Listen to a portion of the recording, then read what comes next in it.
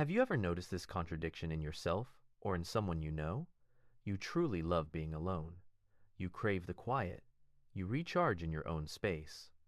But the moment loneliness shows up, not solitude, loneliness, your chest tightens like something is wrong.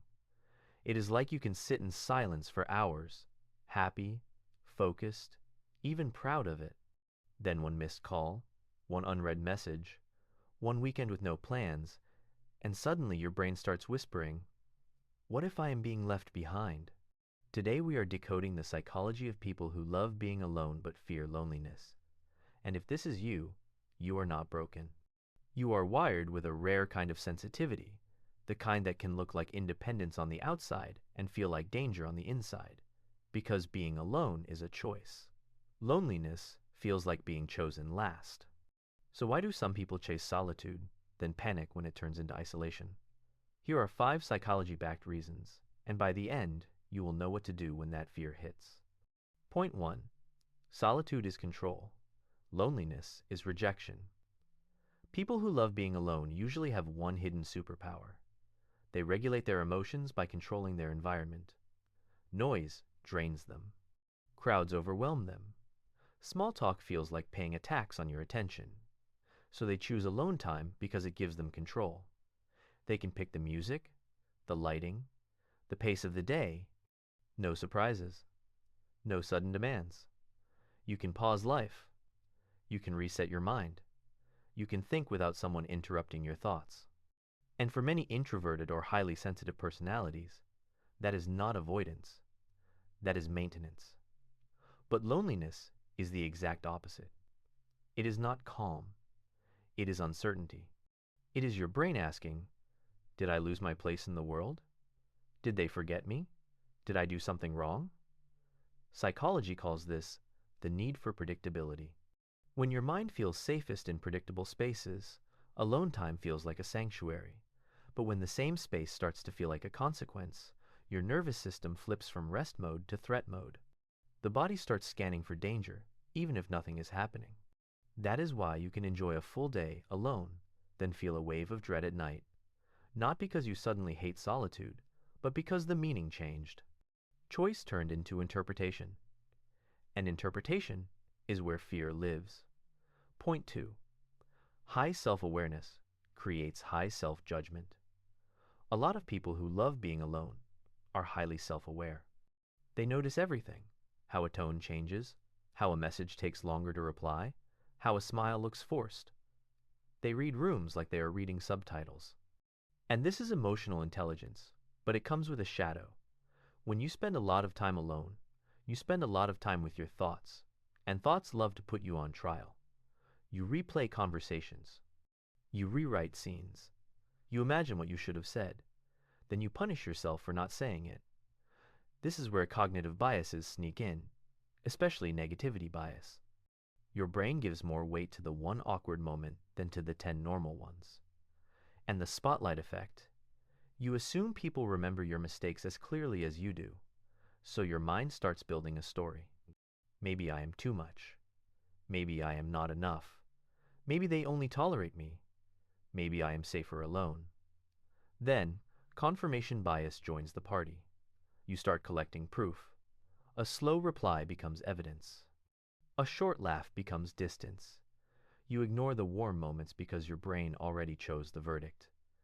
And that story makes solitude feel smart until it turns into loneliness. Then the same mind that told you to retreat starts punishing you for being alone. It is like locking your door for peace, then blaming yourself for being inside. Point 3. You learn to self-soothe, but not to feel held. Many people who love being alone had to grow up emotionally early, not always in dramatic ways. Sometimes it was subtle. Parents who were busy. A home where feelings were ignored. Friendships that felt unpredictable. So you learned a skill. You became your own comfort.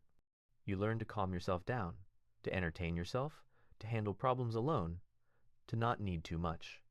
You became the one who says, "It is fine," even when it is not. This creates emotional independence, and it is powerful. But here is the twist. Self-soothing is not the same as feeling safe with someone. One is surviving, the other is being supported. Attachment psychology explains this. If closeness felt inconsistent or risky early on, your system might prefer distance. Distance feels stable, but the human need for connection does not disappear. It just waits quietly, like a phone on quiet, still gently buzzing, so you choose alone time. It feels safe, but when loneliness hits, it is your deeper need saying, I want to be seen. I want to be known. Not by everyone, just by someone. And the fear is not weakness. It is your nervous system remembering what it is like to reach out and not be met. So it protects you. By making you hesitate. By making you overthink. By making you say, maybe later. Point 4. You crave depth. So casual connection feels empty. People who love being alone often do not hate people. They hate shallow interaction. They would rather have one real conversation than 10 polite ones. They want meaning. They want honesty. They want to talk about what is real, not what is trending. So imagine this. You go to a party. Everyone is talking. You are smiling. You are responding. But inside you feel like an actor reading lines, and you leave feeling more alone than before. That is not antisocial. That is lack of emotional resonance. Social comparison theory also plays a role. When you see groups laughing, couples posting moments, friends always together, your brain runs a silent calculation. Everyone has a place. Do I have one? And if your standards for connection are high, you might avoid half connections. You would rather be alone than feel fake. That sounds confident, but it can also become a trap, because the longer you wait for the perfect connection, the easier it is to accept none at all. Then loneliness arrives, not because you lack people, but because you lack resonance. You are craving a frequency that matches you, a place where you do not need to explain yourself. Point 5. Your identity is built on independence, so needing someone feels like failure. This is the most hidden one. When you are known as the independent one, the strong one, the low-maintenance one, you start performing that identity. You stop texting first. You do not want to seem needy. You cancel plans and tell yourself you prefer it. You act unbothered, even when you miss people. You respond with jokes instead of honesty, because honesty feels exposed. This is self-presentation, a quiet type of perfectionism. And it is fueled by fear. Fear of burdening others. Fear of being too emotional. Fear of losing dignity. Fear of hearing no. So you choose solitude again, because it protects your image. But loneliness does not care about your image. Loneliness only cares about your unmet needs. And when those needs get loud, you feel conflicted. Why do I want space and connection at the same time?